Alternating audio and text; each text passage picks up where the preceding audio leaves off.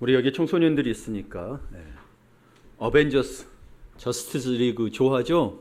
여러분들은 못 들어보셨을 텐데 어벤져스 그러고 저스티스 리그 그럼 모를 텐데 어벤져스에 뭐가 있냐면 마블의 어벤져스라고 하거든요. 뭐 스파이더맨, 아이언맨, 캡틴 아메리카, 뭐 토르, 뭐 헐크. 여러분 우리 어렸을 때 저만 해도 어렸을 때 뭐 헐크나 이런 것들은 다 있었죠. 이런 것들. 그다음에 저스티스 리그에는 뭐가 되면 슈퍼맨, 원더우먼, 배트맨 가장 우리 어렸을 때 썼던 건데 참 아이들뿐만 아니라 우리 여성분들은 잘 모르겠지만 어른 남자들도 참 좋아하는 영웅 영화의 이야기입니다. 그 바탕에는 여러분 여러 가지 여러 나라의 신화들이 들어가 있는데 두드러진 이제 신화가 북유럽 신화 힘세고 강하거든요. 그리고 그리스 신화가 많이 들어가 있습니다. 뭐 아프리카 신화도 들어가 있고 이렇게 아시아 신화도 들어가 있는데 이게 힘을 상징하고 이렇게 좀 파괴적인 사람들은 묻는다. 북유럽 신화 언제까지 집 밖에서 놀고? 근데 제가 아이들이 어렸을 때 사실 그리스 로마 신화책을 못 읽겠거든요. 캠핑이고 삶. 왜냐면 캠핑인 성경적 세계관이 답한다. 숨겨지기 전에 캠핑은 신화들로 식사다. 섞여버릴까 봐 못 스테이크 보게 한 이제 적이 있었습니다. DOD. 그런데 웃긴 게 뭐냐면 마블의 어벤져스나 DC 코믹스의 저스티스 리그는 보게 있다라는 거죠. 그렇죠? 저도 너무 재밌게 봤어요. 그래서 나중에 그냥 읽게 했습니다. 그것들이 딱 들어오면 근데 이건 보면서 이게 말이 안 된다. 그래서 했는데 근데 사실 저는 그러면서도 바라는 게 그래서 아이들에게도 계속 못 보게 할 수 있으나 그렇게 보게 한 이유 중에 하나는 뭐냐면 이러한 신화를 보게 되면 특별히 그리스 로마 신화 책을 얘들 몇 번씩이나 보거든요. 몇 번씩 보게 됩니다. 그러면서 저는 그걸 보면서 뭘 느꼈냐면 인간의 욕망이라는 죄성을 가장 잘 드러내고 있다는 거예요. 신을 이용해서. 그러니까 훨씬 아이들에게 나중에 될 수 있겠으나 내 자녀들이 그 신화에 감추어진 인간의 본 모습을 깨닫고 결국 인간은 참 하나님을 의지 않고서는 살아갈 수 없다는 것을 깨닫기를 바라는 마음으로 사실은 읽으라고 했습니다. 또 그걸 실제로 기도했고 하나님 도와달라고 그걸 깨달았으면 좋겠다고. 그리고 아이들 여러분 막내서 막아지는 게 아닙니다. 여러분 특별히 여러분 그 코로나19를 겪으면서 한국 교회의 가장 두드러진 트렌드가 하나가 뭐냐면 유튜브입니다. 실제로 여러분 우리도 유튜브를 사용하죠. 많은 교회 사용했죠. 그러면서 새로운 신조어가 세워놨습니다. 유반젤리즘. 뭐냐면 유튜브 플러스 에반젤리즘입니다.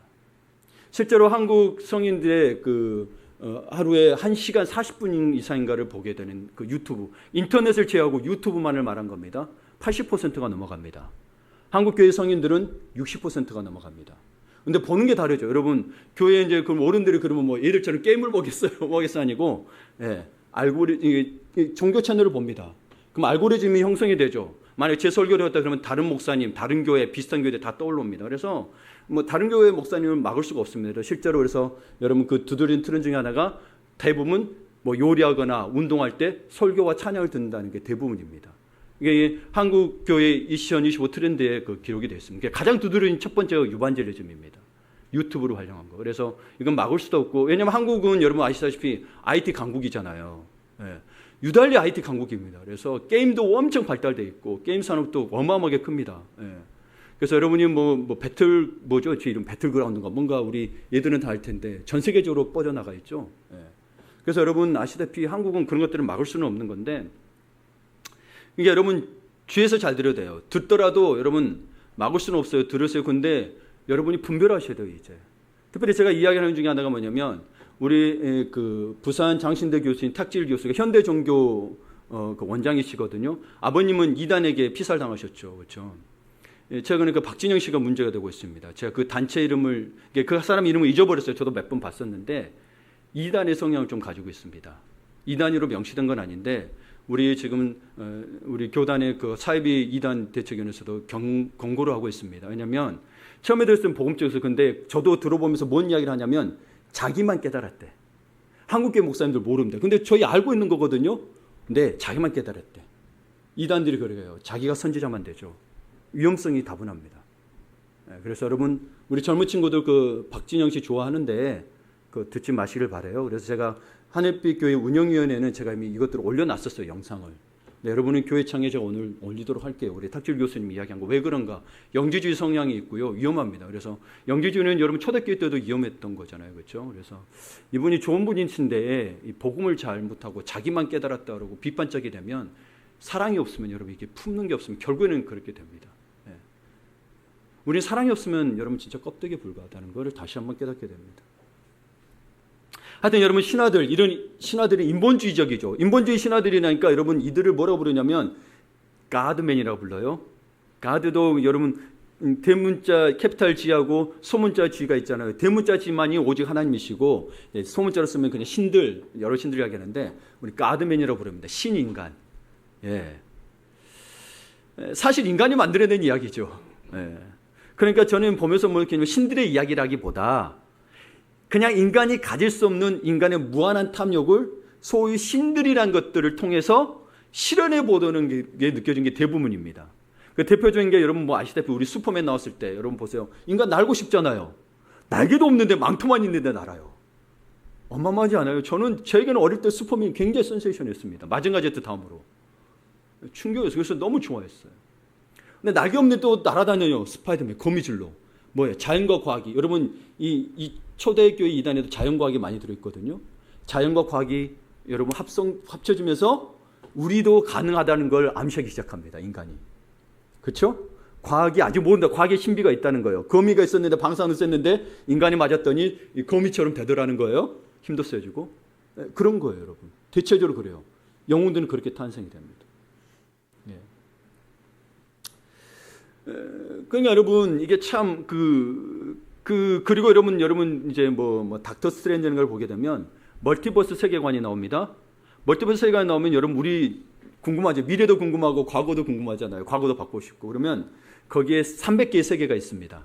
그럼 그 속에 내가 그 세계마다 다 있어요. 그래서 어느 세계에서 만날 수가 있어요. 네. 그걸 우리에게 심어줘요. 그 세계관들이. 그 세계관들이 들어가 있는 거예요. 근데 불가능한 것을 가능케 하고 싶은 인간의 정말 신처럼 되고 싶은 욕망들이 다 담겨 있죠. 근데 여러분 그 신들은요 결국 인간에 투영된 거라고 그랬잖아요. 그러다 보니까 가부장적인 걸 못 벗어납니다. 특히 북유럽 신화들은 토르라든가 보면 다 신들임에도 불구하고 아버지의 가부장적 제도 아래서 형제 간의 싸움이 있고 암투가 있습니다. 다 그렇습니다. 신들도 그렇습니다. 도덕이나 인격은 인간과 별반 차이가 없습니다. 큰 차이가 있다면 딱 하나 뭐예요? 불멸이냐 소멸이냐. 이 신들은 불멸이에요. 그러니까 신인 거예요. 인간하고 똑같아. 근데 안 죽으니까 신이고 죽으니까 우리는 소멸되는 거예요. 특별히 여러분 그리스 신화에서 보게 되면 평범한 인간이라면 죽을 수밖에 없는 운명이잖아요. 근데 자신에게 주어진 12가지 과업을 수행함으로써 10만이 얻을 수 있는 불멸을 손에 넣게 되는 존재가 있습니다. 예, 지혜롭고 힘이 엄청 셉니다. 힘이 엄청 세면 누가 떠올라요? 헤라클레스. 헤라클레스가 그래서 불멸을 손에 넣습니다. 그리고 어딜 가든 여러분 왕과 같은 권위를 가집니다. 힘이 세다 보니까 어디 가든 장군 칭호주고 명예 다 가졌죠. 저는 이 헤라클레스를 보게 되면 뭔 생각을 하게 되면 세상의 모든 것을 가진 인간의 정신세계의 욕망을 가장 잘 투여 있다고 생각합니다. 결국은 불멸을 쫓아갑니다. 여러분 우리가 가장 역사적으로도 가장 잘 알고 있는 당대 제후들을 다 제패하고 중국의 제후들을 다 제패하고 일대 왕이 되죠. 여러분 진시황. 그가 찾았던 게 뭐예요? 다태권을 장악하고 불로초를 찾아다니죠. 멸망하고 싶지 않거든요. 그리고 그의 무덤에 보게 되면 그게 투영되어 있죠. 영원히 살고 싶어하는. 그러니까 여러분 특별히 그런데 그들은 결국은 불멸이냐 소멸이냐로 저는 신관이 정해진다고 생각합니다. 세상에 삼일체 하나님을 알지 못하는 이 참 하나님을 알지 못하는 그들의 신관을 보게 되면 이 신은 결국에는 인간이 만들어낸 존재잖아요. 결국은 어떤 신이냐면 심판자인데 상과 벌을 내리는 권선징악의 심판자입니다. 그래서 전도하다 보면은 여러분 많은 이들에게 하나님에 대해서 그들이 저에게 묻습니다. 목사라 그러면 아니 목사님 궁금한 게 있는데요. 하나님이 정말 계신다면 왜 선한 사람이 고통받고 악한 사람들은 번개맞지 않느냐고. 그 선과악을 근데 우리들이 거기에 오류가 뭐가 있냐면 먼저 그들이 하나님이 심판자, 그들이 생각하는 신심판자인데 선과 악의 판단 기준을 결국 인간이 합니다. 그러니까 권선징악의 여러분 신들은 다 우리나라에도 그게 많이 들어와 있는데 그건 인간의 자신들의 욕망이 투영되어 있어요.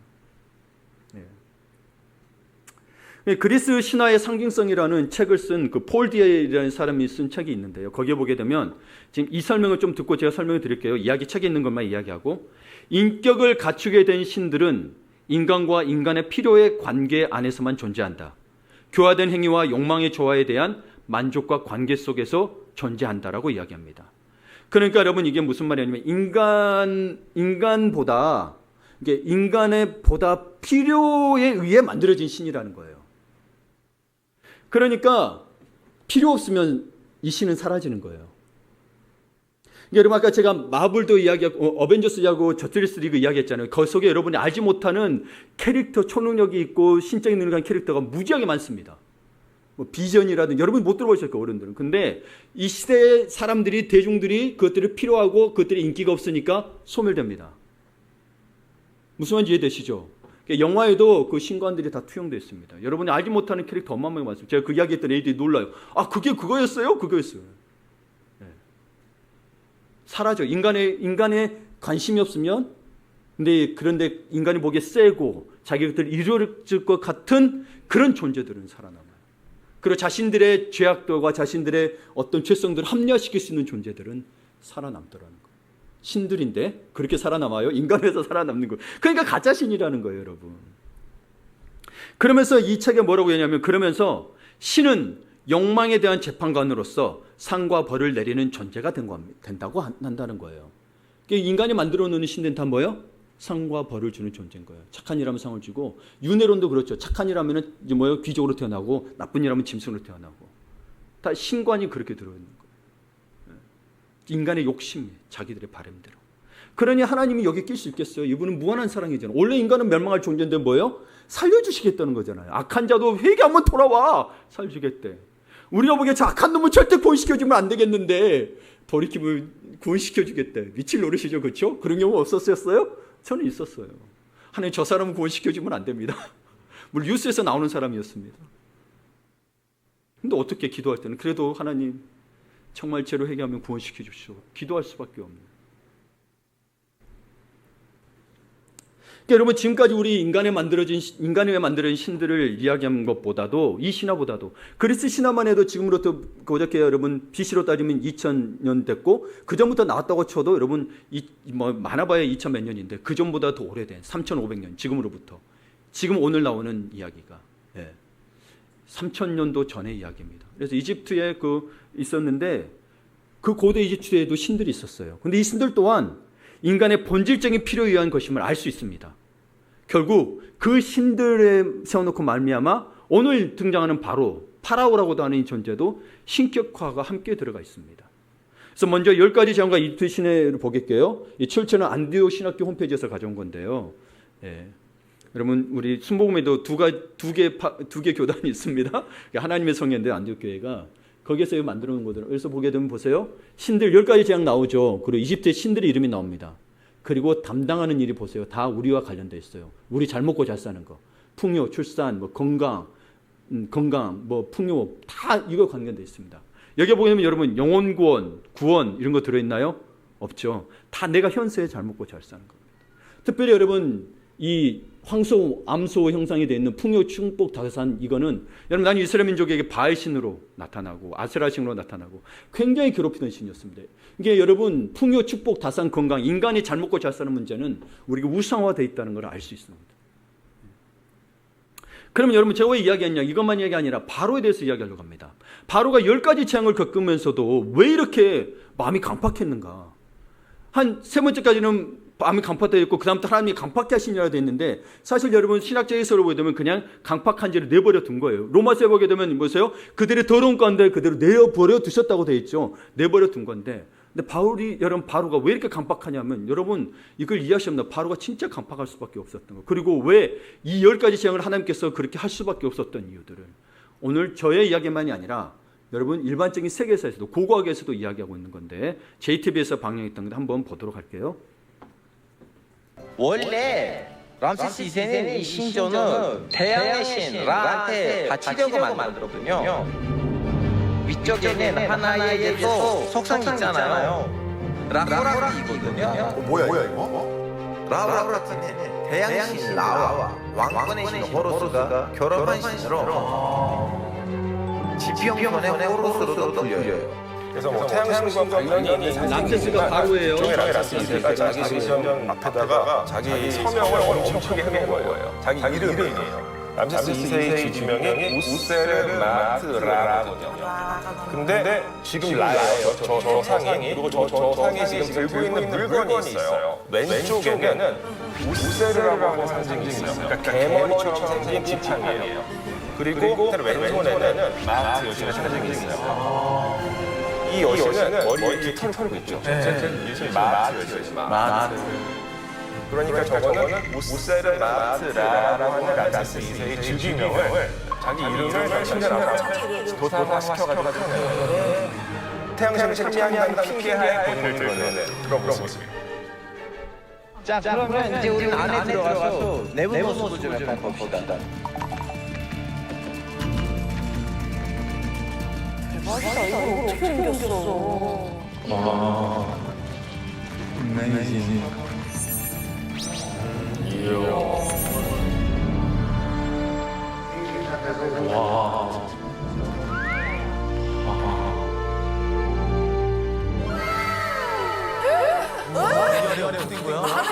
안에 더 넓네?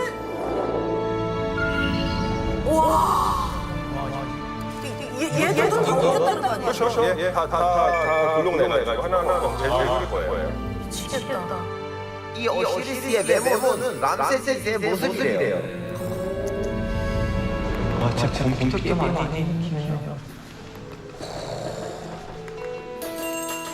진짜 크다.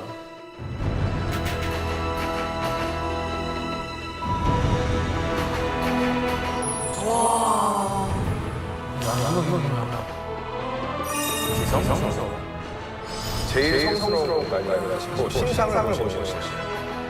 여러분 지금 지정성 장장이거든요. 여기서 지금 보시다시피 4개의 석상이죠. 이건 3개의 신이고 하나는 람세스입니다. 어디가? 끝으로 두 번째는 람세스이고 나머지 신들인데 찬신이자 멤피스 지역을 관장하는 신신 카타 바람의 시절 소리 지역의 최고신 아부신벨 신전국에서 높은 대양신 라하라티 이집트의 여러 신 중에서 최고 신이에요. 정말 제일 끝판왕의 신인데 돈이 없이 안 타는 거예요. 와, 자의식. 그리고 제가 자의식 그 장난 20대 아니죠. 이집트 대학들의 람세스라는 파라오들도 책을 어려웠어요. 대부분 저렇게 못해요. 한 사람이 없어요. 적으로 봤을 때 이게 람세스 2세가 등장하죠. 이게 모세 때 교육받았던 그때 이스라엘 민족이 그 아들을 죽였을 때 그 2세와 3세가 나와요. 2세, 3세 중에가 모세 때인 거예요. 그러니까 얼마나 여러분 바로가 권위 있었던지 아시겠죠, 그렇죠? 신과 같은 존재였어요. 세계의 권위자요, 신과 같은 존재였어요. 그런데 생각해 보세요. 하찮은 노예로 하루하루 살아가는 히브리 민족이 믿는 여호와 야훼를 데리고 와가지고 뭐 재앙이 온다 그러니 보내달라니 우스운 거죠. 자기가 신인데 우스운 거예요. 그래서 여러분 한두 가지 재앙 갖고 되는 문제가 아니었어요.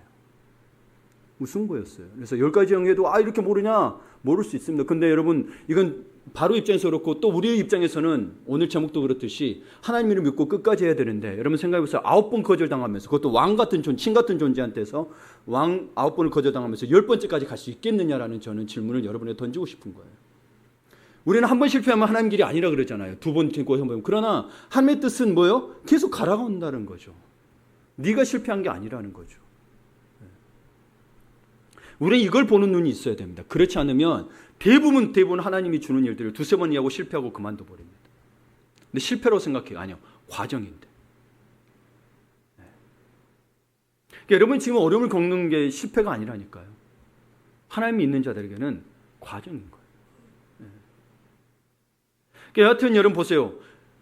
바로 입장에서는 이게 정말 우스운 거예요. 그러니까 여러분 4번째까지 가는 자기 마술사도 부릅니다. 마술사도 해. 근데 5째부터는 악성종기 때부터는 마술사도 악성종기 걸려가지고 못 나와요. 그때부터는 점점 변합니다. 보내줄게 좀 이것 좀 없애줘. 근데 다시 마음 바뀌죠. 근데 이 재앙이 점점 강도가 높아지는 만큼 바로도 점점 두려워집니다. 왜요? 이는 신이 아니에요. 인간이거든요.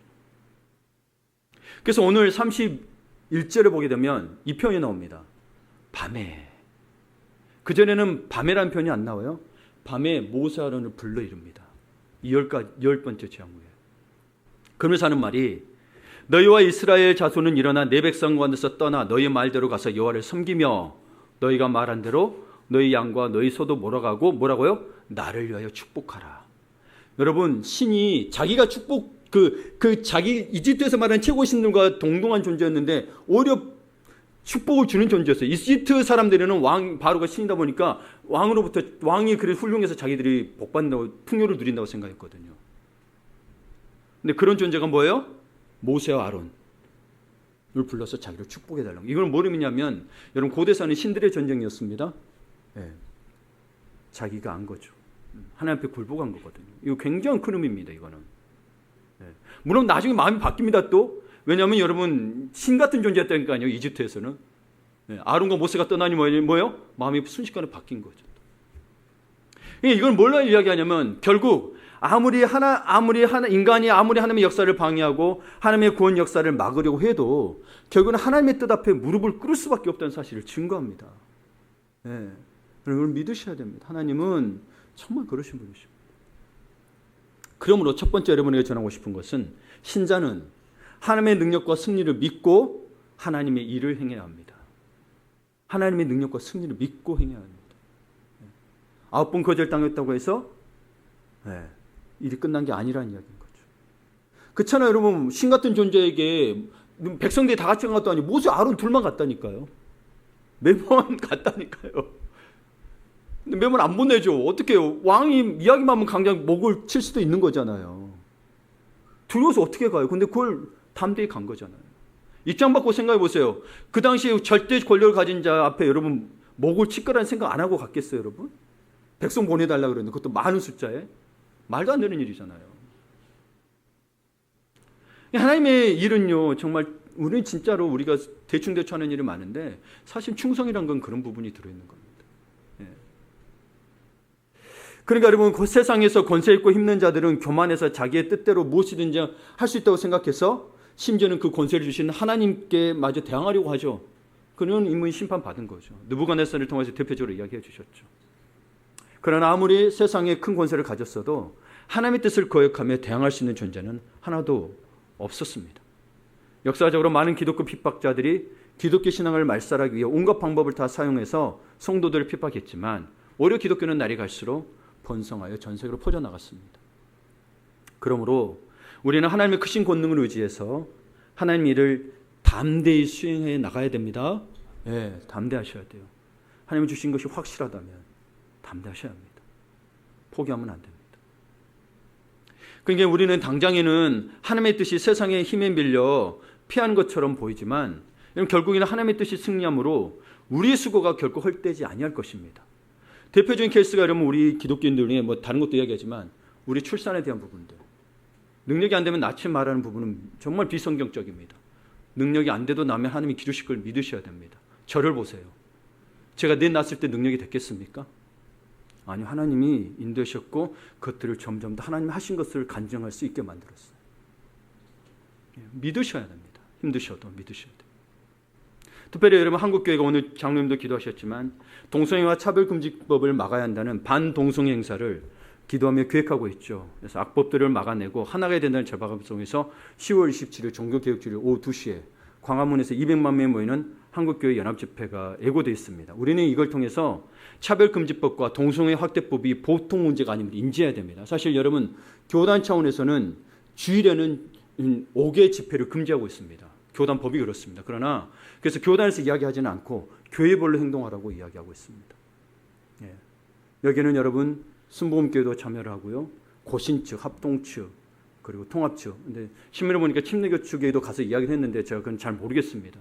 심각합니다. 왜냐하면 악법을 철폐하는 것도 중요하지만 더 중요한 것은 우리도 다음 세대를 위해서 기도하고 있잖아요. 다음 세대 아이들이 죽느냐 사느냐의 문제가 달려 있습니다. 특히 여러분 딸들이 더 심각한 문제가 발생될 거예요. 우리 아이들의 성 정체성 문제를 겪게 될 거예요. 내 아이가 여기 있는 우리 이들한테 벌써 했습니다. 너희 그러면 아빠는 너희를 여전히 사랑하지만 아빠는 감당하기 힘들다 이렇게 했는데 우리 아들이 임혜기한이 여기 있지만 남자 친구라고 데려왔어. 결혼할 사람으로 데려왔는데 남자야. 저는 모르겠습니다. 저는 어떻게 될지. 여전히 사랑하지만 제가 잘못한 거겠죠. 그렇죠. 잘못기도 하고. 그런 일이 발생이 된다는 거예요. 왜냐하면 이걸 성으로 같이 넣어버리게 되면 이들에게는 그렇게 교육이 된다는 거죠. 학교에서도 지금 이미 그 교육을 시작하고 있잖아요. 그러면 그들이 이 죄악에 대한 하나님 분명히 동성애 죄라고 있는데 이 죄에 대한 거리낌이 없어진다는 거예요. 그냥 인권의 차원, 포용해야지 차원으로 차별하지 말아야지 차원으로 이렇게 들어와 버린다는 거예요. 간교하죠. 굉장히 간교하죠. 선악과도 그렇잖아요. 따먹어. 하나님이 너희 그냥 하나님처럼 될까 해서 그런 건데 따먹어. 너희도 하나님처럼 지워질 거야 라고 간교한 거야. 그러면 여러분 우리 다음 세대에게 믿음을 계승할 수 있겠냐는 거예요. 예. 최근 7월 18일에 대법원에서 동성부부 피보험자 부양이 통과됐습니다. 무슨 말이에요? 같이 사는 사람이 남자인데 같이 보험을 사용할 수 있도록 통과가 됐다고요. 그럼 나중에 동성애 결혼이 합법화되는 것은 시간 문제라는 거예요. 대만이 이러한 법들이 하나둘씩 통과되면서 2년 만에 동성애 결혼이 합법화됐습니다. 예. 또 얼마 전 청주지법 영동지원에서는 성전환 수술을 하지 않고서도 성을 바꿀 수 있다는 게 법으로 통과됐습니다. 물론 이제 대법원까지 와야 되겠지만 그 지방법원에서 그랬다라는 거예요.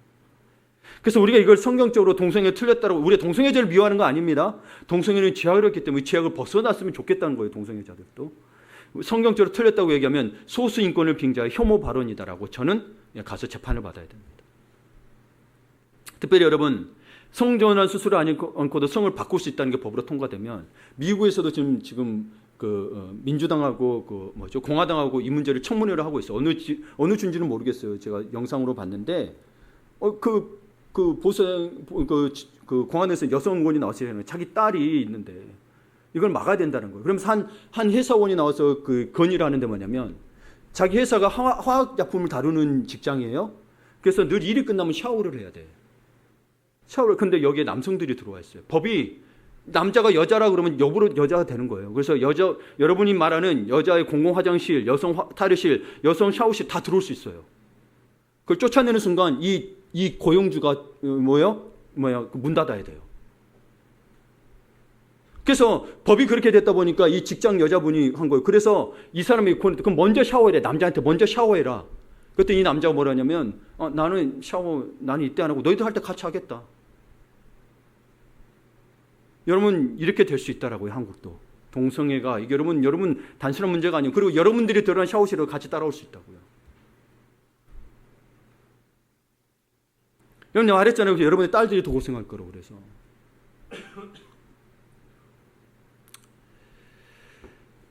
생물학적으로 그냥 자기가 여성이라면 여성이래요. 거기 청문회에서 어떤 교수가 그렇게 이야기했어요. 자기가 여성이라면 여성이라고. 근데 지금 이 법이 청주지법에서 통과가 됐죠. 이 건이. 또 여러분 관점의 차이일 수 있으나 유럽이 지금 기독교 인구가 급격히 쇠퇴했잖아요. 이거는 이슬람 때문이라고 이야기하는 분들이 있는데 여기에 대해서 다른 관점의 차이인데 동성애 합법화, 그러니까 동성애 합법화 때문에 기독교 신앙을 따라 교회 출석한 이들이 점점 사라져서 이제는 1% 내에 불과하다는 것이 그 이유가 동성애 합법화 때문이라고 이야기하고 있는데 저는 이게 더 맞다고 봅니다. 네. 저 예전에 이슬람으로만 봤는데 이 동성애 합법에 대한 생각을 못했었어요. 그래서 아시다시피 여러분 유럽 같은 경우는 아시겠지만 동거하고 애도 낳고 삽니다. 그런데 애도 낳고 살다가 결혼은 다른 사람하고 할 수 있습니다. 아예 일부 일체적 개념보다도 그냥 편리에 따라서 결혼하면 되고 그냥 동거하면 살면 돼요. 여러분 가정관이 무너지고 윤리가 무너진데 그냥 인권이라는 아래에서 그냥 되고 있다는 거. 근데 여러분 동성애 합법하지 않은 나라가 훨씬 더 많습니다. 근데 소위 선진국이라는 나라들이 그러고 있다는 거예요. 윤리적으로는 더 타락해 버린 거죠. 자기들은 또 포용하고 있다고 생각하는데. 그러니 여러분 다음 세대를 위해 여러분의 손자, 손녀, 특히 손녀들 위해서 차별금지법이 폐지도록 기도해야 돼요. 네. 우리가 차별하는 게 아니라니까요. 동성애법을 좀 그러지 말아라는 거죠.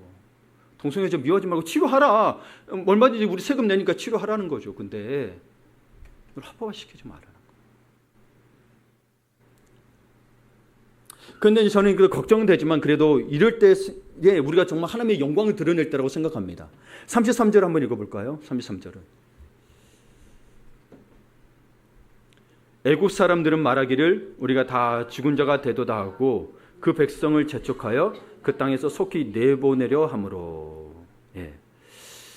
33절을 보게 되면 애국 사람들이 이스라엘 사람들이 애굽에 있으므로 자신들이 다 죽게 되었다고 말하면서 그들을 재촉하여 속히 애굽에서 내보내려고 했습니다. 두 번째 제가 말하면 신자는 경건의 능력으로 세상 사람들을 압도해야 됩니다. 옛날에 압도란 표현을 안 썼는데 지금은 너무 거룩하지 못하니까 경건의 능력으로 압도해야 됩니다.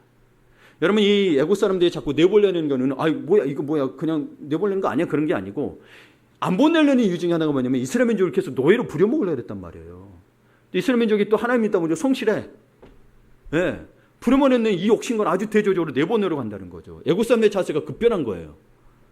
이와 같이 급변한 것은 이스라엘 백성으로 인하여 자신들에게 하나님의 심판이 임하였음을 알았기 때문인 거예요. 10번째 재앙을 통해서. 오만했던 그 민족들이. 여러분 당시에도 패권을 가진 나라였습니다. 그런데 이스라엘 백성 자체는 변한 게 없어요. 여전히 야훼 신앙이에요. 여호와의 신앙이에요. 그런데 하나님이 심판을 행하시니까 이스라엘 백성의 위상에 큰 변화가 일어난 거예요. 여러분 내가 복수하면 하나님의 영광 아무것도 안 드러납니다. 하나님이 하셔야 하나님의 영광이 드러납니다. 그러니까 복수의 마음이 있는 분들은 좀 내려놓으셔야 돼요. 더디지만 내려놓으셔야 돼요.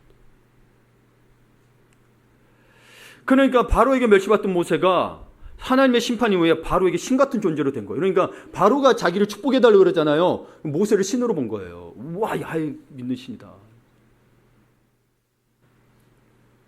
그러니까 여러분 우리 신자가 세상을 살아가다 보면 때때로 세상 사람들이 볼 때 어리석게 보이고 연약하게 보이니까 저런가 멸시를 받기도 합니다.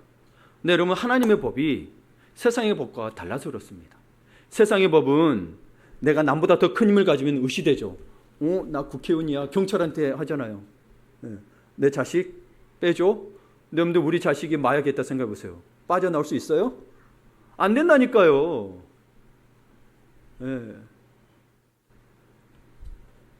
아니 마약했더라도 내 자식이잖아요. 빼고 싶죠. 안 그러겠어요? 물론 국회의원 마음도 위험합니다. 근데 그들의 힘은 빼낼 수 있다는 거예요. 그런데 하나님은 우리 하나님의 법은 뭐예요? 도리어 다른 사람들을 겸손하게 섬기라고 되어 있는 거예요. 힘과 능력을 가졌더라도 너가 그걸 행사하지 아니하고 섬기는 게 하나님 법이라고 이야기하니 겸손하게 섬기면 힘이 없다고 여기고 무시하는 인간의 죄성의 성향이 그대로 드러나 있죠. 그런데 신자가 경건한 모습뿐만 아니라 진정한 경건의 능력을 소유하게 되면 세상 사람들에게 두려움이 대상이 될 수밖에 없습니다. 왜 그러냐면 그것은 세상 사람들이 하나님이 함께 하시는 신자를 볼 때 상대적으로 악한 자신들의 모습을 발견하기 때문입니다. 그들은 경건한 신자를 통해 자신들의 악한 모습을 보고 심판에 대한 두려움을 느끼게 될 거라는 거죠. 제가 새벽 기도회 때 출애굽하면서도 여러분 두 사람의 그 개그맨을 소개했었죠. 그들은 특별히 개그맨 문화가 군기가 아주 세고 술 문화가 강력하다고 합니다. 그러니까 자기의 신앙을 지켜야 돼. 지키기로 했어. 지키기로 했는데 술을 권할 때 술을 받지 않겠노라고 했어요. 그래서 심한 욕도 들고 두들겨 맞기도 했어요. 심한 욕도 했는데 안 다퉜어요. 그걸 다 받아들였어요. 또 한 명도 그렇게 했습니다. 근데 그 중에 한 명은 그래서 이게 심하게 했던 이 사람이 나중에 그 생각, 지만 예수 믿어? 나도 예수 믿었다는 거예요? 내가 괴롭히는 사람들이 다 실제로 옛날에 예수 교회 다녔던 사람이래요. 그 사람들이 더 핍박했던 거. 그 사람들 의도는 뭘까 한번 생각해 볼 수 있는데 나중에 네가 이 자리에서는 선배니까 그럴 수 있다고 쳐. 국장급 자리에서도 술을 권하기 위해서 네가 거절하면 내가 진짜 신앙을 인정해 줄게. 실제로 국장이 술 한잔 하자고 모였더래요. 근데 실제로 국장이 술을 권했는데 이 사람이 안 마시겠습니다. 심학욕 다 듣고 국장이 그러면 일도 없습니다. 아예 일을 못합니다. 먹고 사는 문제가 해결이 안 되는 거예요. 혼자 사는데. 근데 그걸 각오하고 안 했더래요. 술 거지했더니 막 욕설하고 난리 났죠, 국장이. 그랬더니 나중에 그 선배가 화장실을 불러내더래요. 두들겨 맞을 줄 알았대요. 근데 그 이야기를 했던 거예요. 네가 국장급한테도 그러면 내가 진짜 신앙으로 믿겠다. 그런데 그 사람 이야기하면 나의 엄마도 권사님이라고. 그런 거예요, 여러분. 여러분 진짜 신앙을 보겠냐는. 우리는 자꾸 속는 거예요. 세상 사람한테 속는 거예요. 믿는 사람들이 그 정도까지 해야 돼? 해야 됩니다. 그걸 못 봐서 문제예요. 제가 늘 저희 아버지 이야기하죠. 저는 봤어요. 저희 아버지가 옛날에 토요일까지 일하니까 주말이 되면 놀러 갔단 말이에요. 그 부부들이. 그러면 아버지가 늘 이야기합니다. 우리 직장에도 KT 다니셨으니까 직장에도 장로님 있고 안수 있어 다 있어. 근데 주말에 다 놀러 가더라. 교회 한 번씩 안 가고 하더라. 당신은 왜 그렇게 믿냐? 네가 믿는 게 하나님 맞냐? 막 그러면서 따졌거든요. 나중에 아파가지고 돌아가실 때 뭐라는 줄 아세요? 예수를 믿으려면 당신처럼 믿어야 된다고 그랬어요. 그 사람들 속으로는 다 그래요. 자기들 편리했다서 끌어내기 유혹하기 위해서 그런 애가 말해요. 그렇게까지 믿으느냐? 나 그러니 교회 안 다녀 그런다 그러죠. 거기에 속지 마시라고요. 그렇게 해서 나온 사람 봤냐고요. 그래서 같이 어울렸더니 교회 나와요? 그래서 저희 아버지는 나중에 그래도 목사님 기도 받고 신앙 고백하고 돌아가셨어요. 안 하시던 분이. 그러니까 여러분, 정말 우리는 성도는 경건의 모습뿐만 아니라 경건의 능력도 갖추기 힘써야 된다는 거예요. 네, 노예가 됐더라도 그 가지고 있을 때 뭐예요? 보내더라는 거예요. 아니, 내가 들어서 안 되겠다. 너희 하나님 정말 위대하시다. 나가. 된 거잖아요. 그러면서 여러분 35절 36절을 나가면서 그렇죠 이야기합니다. 이스라엘 자손이 모세의 말대로 하여 애국 사람에게 은금 패물과 의복을 구하매 여호와께서 애국 사람들에게 이스라엘 백성에게 은혜를 입히게 하사 그들이 구하는 대로 주게 하심으로 그들이 애국 사람의 물품을 취하였더라. 우리에게는 이 물질관이 새롭지 않은데 그 당시에는 새로운 물질관이었습니다. 생각해 보세요. 여러분 아브라함, 이삭, 야곱 하나님이 거부가 되게 해주셨다고 기록되어 있습니다. 그리고 욥도 거부. 욥 여러분 성경 중간에 있다고 해서 왕국 시대 사람이 아니에요. 아브라함 같은 족장 시대 사람이에요. 3,500년 전쯤에 족장 시대 사람이에요. 그 시대 사람인데 그들은 물론 아브라함만 이게 멜기세덱의 반차에 따라서 11조를 한 것 외에는 다 자기의 부족과 자기 일들을 해서 가졌다는 걸 알 수 있습니다. 이스라엘 민족도 그 당 나라와 민족이 되기까지는 그렇게 사용했어요. 그러나 나라의 민족이 되면서 이 물질관이 바뀌게 됩니다. 애국 사람들이 그러니까 뭐요? 이스라엘 자손이 모세의 말대로 애국 사람에게 은금 패복과 의복을 구하니까 애국 사람들이 그냥 이스라엘 자손들이 구하는 대로 준 거예요. 어떻게 애국 사람들이 이스라엘 자손이 원한 것을 다 주는 일이 벌어졌을까? 36절에 보게 되면 그냥 그래요. 하나님께서 이스라엘 백성으로 애국 사람들에게 은혜를 입게 하셨다는 거예요. 하나님 모르는 자들은 못 믿죠. 우리 하나님 아는 자들은 믿어지죠. 이는 이미 출애굽기 3장에 하나님께서 모세에게 약속하신 바였어요. 그래서 출애굽기 3장 21절을 제가 읽어드릴게요. 내가 애굽 사람으로 이 백성에게 은혜를 입히게 할지라 너희가 나갈 때 빈손으로 가지 아니하리니 여인들은 모두 그 이웃 사람과 및 자기 집에 거류하는 여인에게 은폐물과 금폐물과 의복을 구하여 너희의 자녀를 꾸미라. 너희는 애굽 사람들의 물품을 취하리라. 그래서 예전에 제가 부흥회 가고 그러면 그래서 야 여러분도 부자 되십시오 했는데 여러분 여기는 여러분 우리의 부자의 의미가 담겨져 있는 게 아닙니다. 부자 되죠. 이거 받았으면 부자 되겠죠. 그렇죠? 노예가 이걸 가졌으니 얼마나 부자 되겠어요. 그럼 나를 위해서 써야 되느냐? 그전에는 어찌 보면 하나님이 거부가 되셨을 때 그게 하나님의 영광이 되고 드러났다라면 이제는 이 물질관이 바뀌었다는 겁니다. 지금까지도 유지되고 있는 건데요. 먼저는 여러분 무엇인가를 물물교환해서 받았다는 이야기가 없습니다. 그 물도 물물교환해서 받아야겠죠. 그게 아니라 그냥 달라고 하니까 주고 받았다는 이야기입니다. 왜요? 하나님께서 은혜를 입히셨다라는 거예요. 여기에서 우리는 하나님께서는 자기 백성을 부욕해 하시는 데 있어서 이방 사람들 특히 여러분 애굽은 세상을 상징하고 바로는 사탄을 상징합니다. 물론 극단적으로 볼 때 그렇습니다. 근데 사탄에 할 수 있는 건 마찬가지 하나님의 뜻을 계속 거역하거든요. 그러니까 하나님의 백성들의 원수들까지도 사용하고 계신다는 사실입니다. 그래서 하나님은 여기서 뭘 알아야 되냐면 하나님은 세상 모든 만물의 주인으로서 자신이 원하시는 자에게 세상의 재물을 주시기도 하시고 거두기도 하실 수 있다는 거예요. 그럼 이걸 볼 때 여러분 보세요. 이단들에게는 혹은 우리가 말하는 특히 다른 종교, 여러분 우리가 뭐 불교든 뭐든 흘러가는 물질들이 있어요. 아, 그 물질이 잘못됐냐? 잘못된 건 사실이나 그렇죠? 원래는 하나님 거라는 거예요. 예. 그렇게 흘러간 물질들이 여러분 우리 다시 믿는 자리가 돌아올 수 있도록 해야 되는 부분도 있는 거죠. 여하튼 여러분 그거는 다른 이야기고 여러분 그래서 이 재물을 왜 주셨느냐? 먼저는 여러분 오늘 읽지는 않았지만 12장 38절을 보게 되면 이런 표현이 있습니다. 양과 소와 심이 많은 가축이 그들과 함께 하였으며 심이 많은 가축이에요. 이 가축들 다 데리고 갔습니다. 왜냐하면 나중에 보면 막 허리띠를 띠고 신발 신고 지팡이를 다 들으라 그랬거든요. 가축을 치는 지팡이거든요. 다 들어야 됐어요. 근데 출애굽기 16장에 가게 되면 이스라엘 민족이 뭘 하냐면 고기 먹고 싶다고 징징댑니다. 고기 먹고 싶다고 징징댑니다. 여러분, 그런데 하나님께서 뭘 보내요? 메추라기를 보냅니다. 심이 많은 가축이 함께 나갔는데 하나님도 그렇지 양과 소를 먹으라고 하면 되고 이스라엘 민족도 먹으면 되는데 왜 먹지 않고 고기 없다고 그러고 고기 먹고 싶다고 메추라기를 보내주셨을까요? 이것은 여러분 알겠으나 성막을 세울 때 순금은 순결과 거룩을 상징합니다. 그래서 모든 것에 순금이 들어갑니다. 그리고 이 많은 가축들은 성소를 만들고 제물을 드리는 데 사용하기 위함이었음을 알 수 있습니다. 그럼 여기서 어떤 물질관을 알 수 있냐면 하나님의 백성에게 제물은 하나님을 온전히 섬기기 위한 것들이 되어야 했다는 거예요. 하나님을 섬기기 위해서.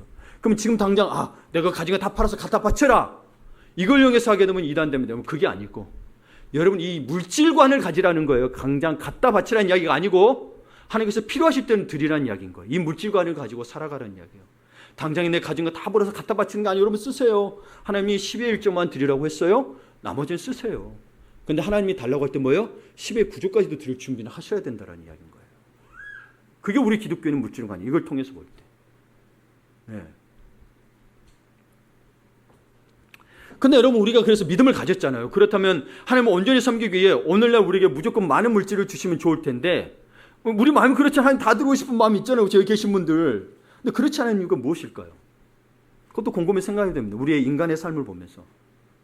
화장실 들어갈 때가 다르고 나올 때가 다르다고 물질이 없을 때는 주시기만 하면 먼저 그네라 우리를 사용했다고 하지만 점점점 물질이 생기고 더 많아지고 지속되기 시작하면 물질이 부어지면 하나님의 자녀된 성도에게 유익되지 못하고 도리어 해가 될 수 있는 경우가 많기 때문입니다. 그래서 아굴의 기도를 내가 늘 이야기하죠. 왕인데도 불구하고 뭐예요? 나로 부유하게 마시고. 왜요? 하나님을 모른다고 할까 봐. 복음서에도 부자관원, 젊은 부자관원 다 율법 지켰대. 근데 뭐예요? 가난한 자라 나로라 하니까 뭐예요? 근심하며 돌아가더라. 하나님 말씀 순종이 안 돼요. 하나님이 갖다 바치는 문제가 아니라 여러분 그 핵심은 돈을 갖다 바치는 문제가 아니에요. 하나님 말씀에 순종하느냐 안 하느냐의 문제인 거지. 예수님 말씀에 순종 안 하느냐의 문제인 거지. 그러니까 여러분 누가 목사가 갖다 바치라 그러면 갖다 바치지 마세요. 속지 마세요. 예수님이니까 그 이야기 할 수 있는 거예요. 갖다 바치라. 여러분이 성령에 감동돼서 드리십시오. 여러분 그러니까 저는 갖다 바치라는 얘기 절대 안 합니다. 여러분 저희가 여러분도 이야기합니다. 카드 빚내서도 하지 말라고. 근데 여러분 성령이 감동되면 하시라는 이야기인 거예요. 네. 절대 여러분 지금 한국교회가 그게 문제가 됐던 거잖아요. 물론 여러분 과거에는 갖다 바치는 게 옳았습니다. 왜냐하면 믿었으니까 진짜 하나님의 종들로 생각했으니까. 근데 지금은 여러분 그러지 않은 사람이 많고 저도 변할 수 있으니 제가 갖다 바치라면 갖다 바치지 마시고 성령의 감동대로 행하십시오. 예, 그러나 이 물질관은 가지십시오. 하나님이 바치라면 언제든지 들을 수 있는 마음. 그렇게 재산을 모으십시오. 예. 그러니까 여러분 왜 안 주시느냐? 그럼 나 정말 갖다 바칠 텐데 안 주시냐 그러면 이거는 성도들에게 무조건 많은 물질을 주지 않은 게 망칠 수 있으니까 이것도 하나님의 사랑의 또 다른 측면인 거예요. 이것 때문에 영혼구원을 못 받고 물질 때문에 넘어진 사람들이 너무 많으니까. 사기치기도 하고 오히려 믿음에 떠난 사람이 있고 돈 꽂았다가 서로 깨지고 믿음에서 떠난 거 너무 많으니까. 오히려 그러지 않은 게 사랑의 측면이에요. 그러니 더 기도하라는 거예요. 더 기도. 그럼 누가 하나님께서 은혜를 비셔서 그냥 그 사람이 나한테 갖다 줄 수도 있어. 아이고 예전에 만나서 갑자기 상속한다고 줄 수도 있고 뭐 하여튼 그런 일 드물겠지만 예. 여하튼 여러분 그러면 우리는 어떻게 해야 되느냐? 그럼 받지 말아야 되느냐? 그게 아닙니다. 주셔요. 여러분 또 주실 거예요. 그러니까 물질에 들어오고 나감에 있어서 하나님의 끊임없는 간섭과 보호를 기도하셔야 된다는 거예요. 내가 이렇게 해서 벌고 내가 이렇게 생각하고 내 생각으로 계획만 세우지 마시고 하나님의 간섭과 보호를 구해야 됩니다. 왜냐하면 세상을 살다 보면 일을 하고도 정당한 대가를 받지 못하는 경우가 있고 물건을 받고도 그 대금을 떼는 경우들도 있습니다. 실제로 주식시장에도 이 건강한 기업인데 오너가 갖고 날른 경우도 꽤 있더라는 거예요. 엄마 그 성장할 수 있는 기업인데 그래서 투자했더니 오너가 갖고 나른 경우도 있죠. 여러분 상식적으로 생각할 때는 있을 수 없는 일이고 있어서는 안 되는 일임에도 세상에서는 비일비재한 게 사실이에요. 아무리 내가 믿음이 좋아도 이런 일을 겪어요.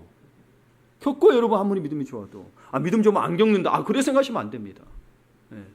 많은 기업체들이 일한 대가를 받은 어미 부도가 나서 하루아침에 쓰러지는 것도 볼 수 있습니다. 특별히 IMF 때 여러분 IMF 때 그렇죠? 많은 기업들이 부도가 났죠. 그렇죠? 어미 부도가 났죠.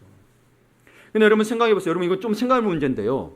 IMF 때 그래도 하나님 은혜를 주셔서 성공했던 분들이 계십니다. 그러면 여러분 그렇게 기도해서 성공한 분도 계신데 안 믿는 자, 악한 자들은 성공 안 했나요? 그 성공 기준으로 볼 때. 그럼 뭐 어떤 기준으로 봐야 돼요? 여러분 드물게 성공한 사람들도 여러분 전체 기독교인이 1%도 안 될걸요? 여러분 어제 신문인가 보니까 우리나라에 4.7개 주택 이 돈으로 한 30억 정도가 그 1%라고 그러더라고요. 예, 부에. 예, 그렇죠. 여러분 그러니까 이렇게 할 수 있는 거는 굉장히 드문 일이에요. 우리에게 여러분 보통 일이 아닙니다. 그러니까 여기서 깨달아야 되는 것은 그래서 믿음이 좋았더니 그 야미 옆에서 살아남고 그게 아니에요. 안 믿는 자도 됐고 믿는 자도 망했다라는 거예요. 여기서 깨달아야 되는 것은 사람이 노력을 해도 그 노력의 정당한 대가를 반드시 받는 것이 아니라는 사실을 깨달아야 됩니다. 세상이 악하고 죄악된 세상이다 보니 노력한 대로 받는다고 생각한 것은 순진한 일입니다. 우리 뭐 어느 한 분 고사님도 병원에 일하지만 자기가 일한 시간만큼 받잖아요. 더 해도 더 고통받아. 더 몸만 망가지고. 네. 그러니까 우리가 노력을 하고 그 대가를 받는 것조차 여기서 뭘 깨달으면 하나님의 간섭과 도움이 필요하다는 사실인 거예요. 하나님의 애국 사람을 통해서 은혜를 입게 해서 이 가족에 나온 것처럼 하나님의 도우심과 간섭이 필요하다는 거예요, 여러분. 여러분 많은 한국교회 목사들 여러분 실제로 큰 교회는 2%도 채 안 된다고 우리가 흔히 말하는 대형교회. 근데 많은 교회들 그걸 바라고 있다. 오히려 더 우리 같은 교회들도 여러분 지금 우리 교회들도 이름 조직교회가 됐잖아요. 50% 안에 속해요. 미조직교회가 50% 넘게 있어요. 30명도 채 안 되는 교회가. 그러면 그들은 여러분 기도하지 않은 건가요? 믿음이 없는 건가요? 아니라니까. 여러분 제발 그런 식으로 보지 마세요. 세상이 정당한 대가를 그러니 하나님의 간섭과 도움이 필요하다는 겁니다. 이렇게 보셔야지. 맨 간증 와가지고 야 IMF 때도 내가 기도했더니 나는 살아남았어요. 너만 살아남았냐고. 왜 너만 살아남았냐고. 저는 화가 나더라니까요. 그때 금 팔고 금 내고 하는 우리 믿음의 사람들은 어떻게 됐냐고. 그러니까 이걸 통해서 우리는 뭘 봐야 되냐면 하나님의 은혜 가운데 있지 않으면 살아갈 수 없는 어려운 세상임을 알아야 돼요. 여러분 뭐 대통령 백이 있습니까? 없잖아요. 검찰 여기 그 대통령 있는 대로 부를 수 있어요? 못 부르잖아요. 그런 거 안 되면 여러분 뭐 그것도 의지하면 안 되지만 그러므로 여러분 성도는 모든 생활 가운데서 자신의 힘으로 살아갈 수 없음을 인정하고 겸손히 하나님의 일하심을 믿고 간섭과 보호를 구해야 합니다. 이 세상을 이렇게 보셔야 돼요. 자꾸 그런 게 복받았더라 성공했더라 이거에 미혹되지 마시라는 거예요. 하나님 은혜를 입혀 주셔야 돼요. 우리 같은 존재들은. 주님은 특별한 사람을 오신 게 아니라 뭐예요? 가난한 자, 병든 자, 아픈 자로 먼저 오셨잖아요. 먼저 모두를 오셨지만 먼저 우리에게 오셨죠. 말씀을 마무리 짓습니다. 날샘에 날마다 새는 선물이 우리 큐티책에 있거든요. 분당에 사시는 김명선 집사님이란 분의 글입니다. 주일 예배를 드리며 찬양대에 길을 만드시는 주 웨이메이커죠. 찬양이 울려 퍼지는 동안 내내 눈물이 흘렀다. 코로나 팬데믹으로 인해 17년간 몸담았던 회사에서 퇴사하는 시점에 암 선고를 받았다.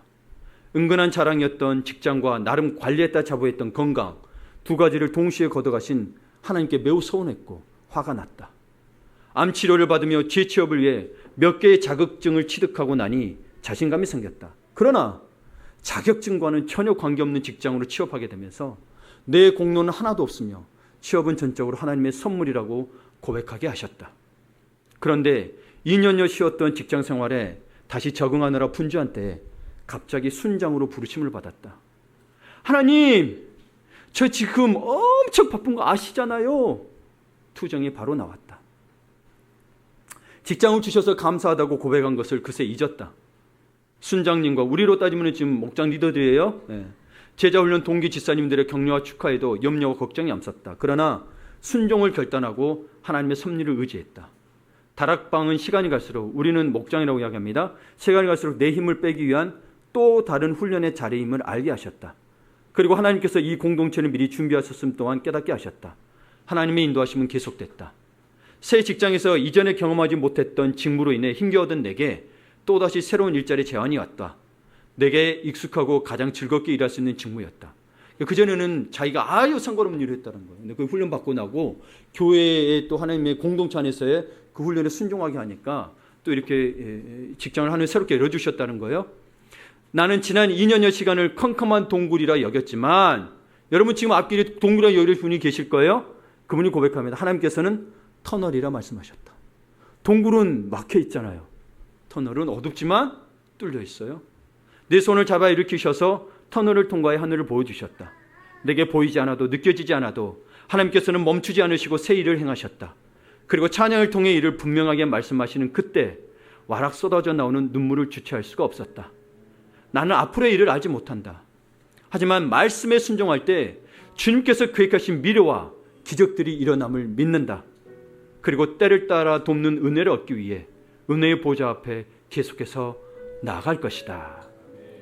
여러분, 하나님의 일하심을 믿고